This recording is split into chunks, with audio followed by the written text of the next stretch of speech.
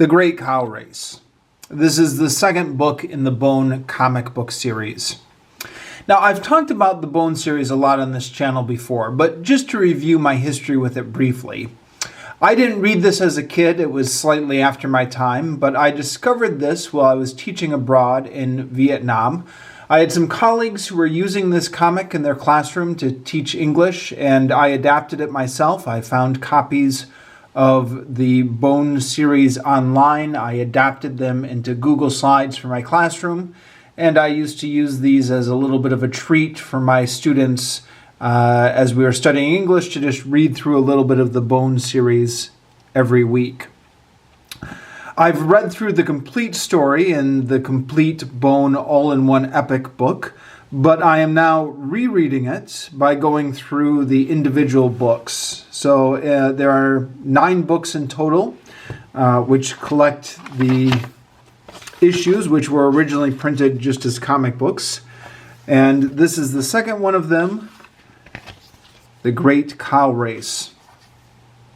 Now, for my money, I think this book is the best of the series. Now, granted, I'm going to have to reread the whole series before I can really form a good opinion on that. But I think this is just the perfect blend of cartoon comedy with just the hints of a more epic storyline, which was what Jeff Smith was trying to do. He was trying to combine the Disney Carl Barks Donald Duck Adventures with a more epic Tolkien-esque conflict of a battle between good and evil. And in these early issues, when the emphasis is still on the cartoon element and the humorous element, with the bigger conflict just being teased slightly, I think this series is showing its most potential. Arguably, in the later books, when we get too much into the conflict between good and evil, and we lose a lot of the fun element, maybe the genius has gone out of it a little bit. But maybe I'm being too hard on those later books. Maybe that needed to happen eventually to give a suitable payoff. But at any rate, this book here, book 2, is where we're still having a lot of fun. So Bone and Thorn go to the fair. Thorn wants to buy honey from the cute honey sellers, and Phone Bone gets the idea that he's going to get honey to impress Thorn. And then we have a great little gag here where it turns out the bees in the valley are super big. And we only see 2 panels of this big bee. The next time we see Phone Bone, several pages later, he's looking all beat up from some conflict with the bee, which we never see. So it's a bit of a throwaway gag, but it works. Part of me wanted to see a little bit more of this wondrous, bizarre world with giant bees in it, which we don't see in this comic. Although, if you want more giant bees, one of the sequels to the Bone series, the young adult novel, The Bone Quest for the Spark, a large portion of the second book in that series deals with these big bees. Although, in somewhat of a disappointing way. It's not terribly funny. It's a little bit boring. But enough about the big bees. I'm going off on a tangent here. Meanwhile, Smiley Bone and Phony Bone are conspiring to fix the bet on the big cow race. And the dynamic between these two is just great. Mystery Cow 4-1, Grandma Ben 60-1. All the other cows in the race will be somewhere in between. What do you think of that? I think you just made that up. Of course I just made that up, you moron. We're fixing the race, remember? And then, right, We'll split it 90-10 just like always. I like the cut of your jib, mister. I know you do. Now get out there and drum up some more business partners. I mean, yeah, this dynamic is just great. And then I thought this was also well done as well. He says, hey, Smiley, wait a minute. There was something I wanted to ask you about. Ask away, partner. I was just wondering, since you've been in the valley, have you ever run across any big smelly monsters with pointy ears and glowing eyes, or a guy with a hood pulled over his face carrying a scythe? Monsters. Big shaggy monsters with huge teeth. They might have been asking questions about me. Geez, Smiley, you have to think about it. Did you see any monsters or not? Well, sometimes I see strange stuff, but distinguishing reality from fantasy isn't always my strongest suit. Forget it, okay? Go back to work. So, yeah, a lot of good comic potential. Not potential. A lot of good comedic moments between these two. Yeah, here's Bone with the honeycomb again. Now, the whole premise here in which they're fixing the race needs to be given some space. I mean, it's a cartoon plot with cartoon logic. So the fact that all the locals are so easily hoodwinked into this, you just have to go along with it. Also, as I mentioned in my review of Volume 1, the whole valley doesn't have any money systems. It runs on a barter economy, which doesn't make sense to me how they would have this degree of civilization without any money. But again, cartoon logic, you just have to go with it. And for some reason, when Phony Bone is accepting bets, the guy says, well, okay, I want to bet 3 shovels on the mystery cow. Read the sign, which says, no implements or utensils, livestock only. Okay, I'll bet a goat. Now, why wouldn't they accept implements or utensils? I mean, surely that would be easier to store than livestock, which they have to put in the pen with the others. I mean, the only thing I can figure is it's just for a little bit of a gag of him having to direct the guy to read the sign. Yeah, so you've got to give it some space. But again, the dynamic between the Bone cousins is great.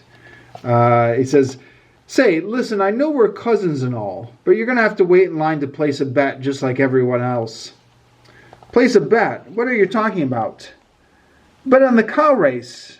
Can't you see I've got a betting booth set up here? Ha! Like I trust you to run a bookmaking operation on the up and up. Why, I wouldn't even trust you to hold an ice cream cone. Don't go away. I'll be right back. Hey, are you crazy? I'm trying to run a business here. So this dynamic between them is funny. And then Smiley shows up as the mystery cow, looking just ridiculous. Why is Smiley wearing a cow suit? I'm not Smiley. I'm a real cow. Moo. My world is crumbling around me. Again, just great comic dynamics between them. Now, this is not self-contained. The idea of the cow race and the idea that Phony Bone gets to fix the cow race happened in the previous book number 1, Out from Boneville. So it is continuing plot threads established in the previous book. But I think this is where the series really gets its great comic potential. There's just, sorry, not potential. I keep saying potential. It reaches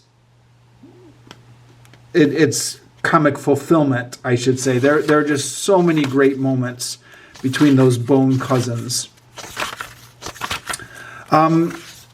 It's interesting reading this, how quickly it goes. Because I was using this for a few years in Vietnam, where I was just doing a few panels at a time with my English as a second language students, I had gotten the impression that it takes a while to get to the climax. But actually, when you sit down and read this flows very quickly, and you're coming to the climax in no time. And then the climax is the great cow race. Now, there's a great moment where Lucius, who Phony Bone is trying to fleece in the fixed betting, bets everything on Grandma Ben to win, which is not the way that Phony Bone is trying to fix it. Again, the whole thing is a little bit cartoon logic. Phony Bone is being way too obvious here. I mean, he is just telegraphing that he is doing a crooked operation here by being so ecstatic that Lucius is going to place a bet. But again, cartoon humor, cartoon logic. And then when Lucius bets the other way, then he has to run and let Smiley Bone know that now they have to win the bet now, and they can't let Grandma Ben win. The cow race is a little bit ridiculous. We've got all the cows racing and Grandma Ben. Why is Grandma Ben in the cow race? It's never explained. So I would say, okay, this is another ridiculous plot point, except you can't really complain about this, huh? It's meant to be ridiculous. I mean, that's meant to be part of the humor, that Grandma Ben is racing with the cows. So there you go. Doesn't make sense entirely, but it's silly. So while they're racing, Phone Bone is getting chased by the monsters. And then the Possum Kids make a brief cameo. And then there are all these rat creatures who are just lying around the valley when Smiley Bone and Phony Bone land right in the middle of them. This could be another thing you could nitpick, I guess. Why are the rat creatures lying around in the valley? I don't think they're supposed to be here in the valley. Or maybe they are, I don't know.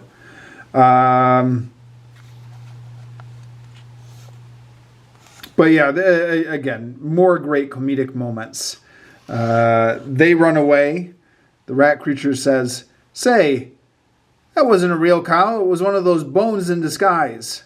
Gang away!" And then they just sit there not sure what to do. And then finally says, go get them. So then, I guess I'm kind of spoiling the whole thing, but this is just great cartoon comedy. We've got the Bone cousins being pursued by the rat creatures and the cow race, and then they just all come together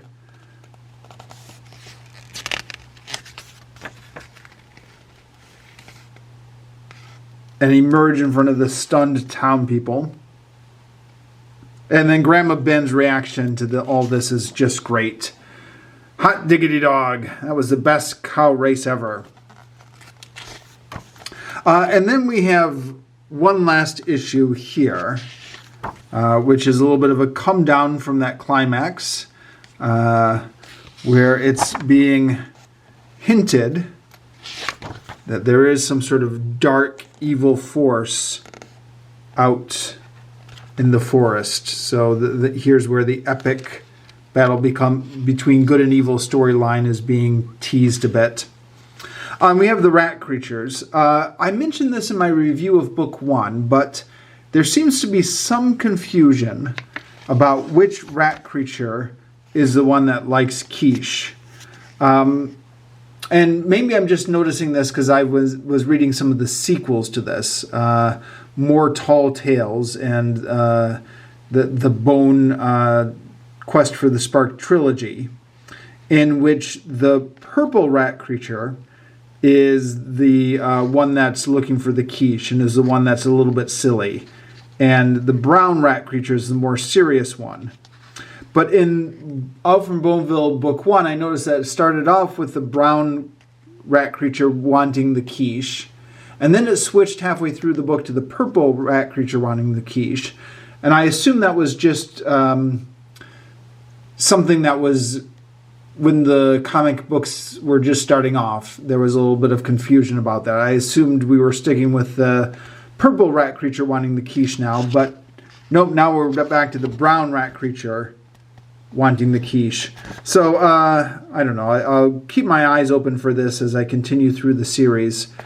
If how consistent it is with which rat creature is the silly one who wants the quiche. But yeah, I guess this was something that Jeff Smith hadn't fully nailed down maybe at this point. Although the original Bone series, according to Wikipedia, was published in black and white. So maybe this was just a problem that happened when they became colorized. And then there's a couple little addendums at the end of this book, which were not, when I was copying the comics from the internet, I did not find these. So there's a little brief poem with the possum children. And then, after that poem, there's two panels here of Smiley Bone accidentally knocking people over with his ladder while they're doing repairs. And then we have chapter 6 up on the roof, which is only a few pages, and I believe was not one of the original issues published of the Bone comic series. At least I didn't find it when I was getting them off the internet. I don't know, maybe I missed something. But this is Lucius and Smiley Bone. Lucius keeps trying to get Smiley Bone to focus on the repairs, but Smiley Bone keeps getting distracted. Finally, Lucius cuts the safety line to give Smiley Bone more space to get out the tiles, and then immediately slips down and falls off the roof. And again, to great comedic effect. This series can be very funny. And if memory serves, this is the high point. There are some good comedic moments in the latter books as well, but I don't remember anything being quite as good as the interplay in these issues. But let me know if you have a different opinion. So that is Bone, the Great Cow Race, and I will search out and try and get Bone Book 3 from my library next. I know there was a bit of a delay between when I reviewed Book 1 and Book 2. That's because these books seem to be in high demand at my local library. There was a waiting list to get Book 2. But I waited my turn, and now I've got it. And then I may have to wait a little while before I get my hands on Book 3. But I'll get to it eventually. And will continue to work my way through the Bone series.